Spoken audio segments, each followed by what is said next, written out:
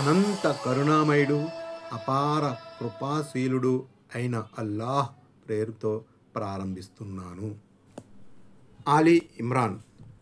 ఇమ్రాన్ కుటుంబం సూరా. పరిచయం. దివ్య ఖురాన్లో ఇది 3వ సూరా. అయితే దివ్య ఖురాన్ అవతరణ క్రమంలో 3వ సూరాగా భావించరాదు.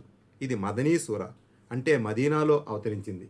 ఈ సూరాలో తౌహీద్ అంటే ఏక దైవారాధన, దివ్య ఖురాన్ అవతరణల ధృవీకరణ, ప్రవక్తల పరంపర, కొన్ని ఇస్లామీయ చట్టపరమైన ఆదేశాలు ప్రధానంగా ఉన్నాయి. అత్యంత ధర్మపారాయణత్వం కలిగిన ఇమ్రాన్ కుటుంబం.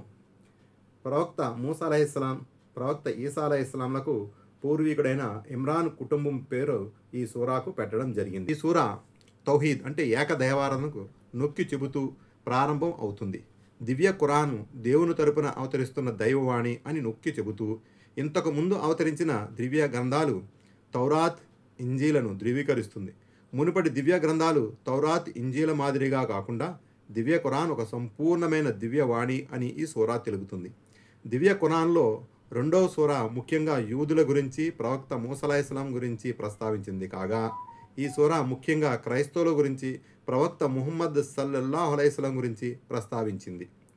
ఈ సూరాను 2 ముఖ్యమైన భాగాలుగా విభజించవచ్చు.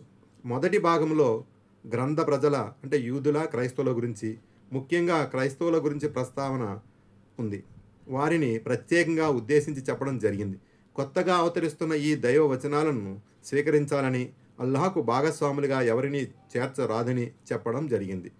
2వ భాగంలో ఇస్లామీయ ధర్మ సూత్రాలు, దైవాదేశాల ప్రస్తావన ఉంది. యావత్ మానవాళి సృష్టించింది ఆయనే. మనిషికి మాతృగర్భంలో ఆయన రూపురేఖలు ఇస్తాడు. ఇక్కడ అర్థం చేసుకోవాల్సిన విషయం ఏమిటంటే, మాతృగర్భంలో జీవితం ఎలాంటిదో మనకు తెలియనట్లే, పుట్టుక వెనుక ఉన్న రహస్యాలు మనకు తెలియనట్లే, ఈసా ప్రవక్త అలైహిస్సలాం పుట్టుక కూడా మనిషి మీదకు అందని విషయం. ఇస్రాయెల్ సంతతి గురించి ప్రస్తావిస్తూ వారిని అల్లా చిహ్నాలను విశ్వసించడానికి నిరాకరించే వారిగా వర్ణించడం జరిగింది. గత కాలానికి చెందిన 43 మంది ప్రవక్తలను హతమార్చిన జాతిగా, 170 మంది సదాచార సంపన్నులను చంపిన వారిగా పేర్కొంది. యూదులను, క్రైస్తవులను ఉద్దేశించి వారికి దివ్య గ్రంథాలను ప్రసాదించడం జరిగిందని, కానీ వారు ఆ గ్రంథాలకు కట్టుబడి లేదని విమర్శించడం జరిగింది.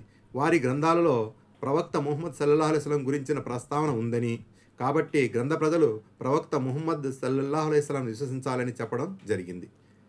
మెసయ్య అల్లా కాదని, ఆయన కుమారుడు కూడా కాదని, కేవలం మామూలు మనిషి మాత్రమేనని, ఒక ప్రవక్త మాత్రమేనని చెప్పడం జరిగింది. ఈ సందర్భంగా అనేక చారిత్రక సంఘటనలు ప్రస్తావించడం జరిగింది. ఈ సూరాలో ఆదం అలైహిస్సలాం, ఈసా అలైహిస్సలాం సృష్టి గురించి గుర్తు చేయడం జరిగింది. ఈసా ప్రవక్త సృష్టిని ఆదం అలైహిస్సలాం సృష్టితో పోల్చడం జరిగింది. ఆదం అలైహిస్సలాంను దేవుడు తల్లిదండ్రులు ఇద్దరూ లేకుండా సృష్టించాడు. ఈసా అలైహిస్సలాంను కేవలం తండ్రి లేకుండా పుట్టించాడు. ఈసా అలైహిస్సలాం ప్రవక్త, అల్లాహ్ సృష్టించిన మానవ మాతృడు తప్ప ఇంతకు మించి ఏమీ కాదని ఈ ఆయతులు స్పష్టం చేస్తున్నాయి. అల్లాహ్ తప్ప ఆరాధనకు అర్హుడు మరెవ్వరూ లేరని ఈ విధంగా స్పష్టం చేయడం జరిగింది. మానవాళి కోసం ఉనికిలోనికి తీసుకురాబడిన ఉత్తమ సమాజంగా ముస్లింలను ఈ సూరాలో అభివర్ణించడం జరిగింది. మంచి వైపునకు పిలిచే, చెడు నుంచి నిరోధించే సమాజంగా ఏర్పడాలని ముస్లింలను ప్రోత్సహించింది. ఈ సూరాలో ముస్లింల నైతిక స్థైర్యాన్ని పెంపొందించే వాక్యాలు ఉన్నాయి. అవిశ్వాసులు ఎన్నటికీ ముస్లింలకు నష్టం కలిగించలేరని, పరాభవం, అవమానము, దైన్యం, దైవాగ్రహం, పతనాలు వారికి తప్పవని తెలియజేసింది. ముస్లింలు కష్టకాలంలో సహనం వహిస్తే, అల్లాహ్ను నమ్ముకుంటే అవిశ్వాసుల కుట్రలు భగ్నమవుతాయని భరోసా ఇచ్చింది. ఈ సూరా 2 ముఖ్యమైన విషయాలను నొక్కి చెబుతూ ముగిస్తుంది. అవి: 1. దేవుడు ఒక్కడే అన్న విషయము, భూమి ఆకాశాల సృష్టి, రేయింబవళ్ళు ఒకదాని తర్వాత ఒకటి రావడం వంటి దృష్టాంతాలు దేవుడు ఒక్కడే అన్న వాస్తవాన్ని స్పష్టం చేస్తున్నాయి. 2. సహనమే సాఫల్యానికి సాధనమని విశదీకరిస్తుంది.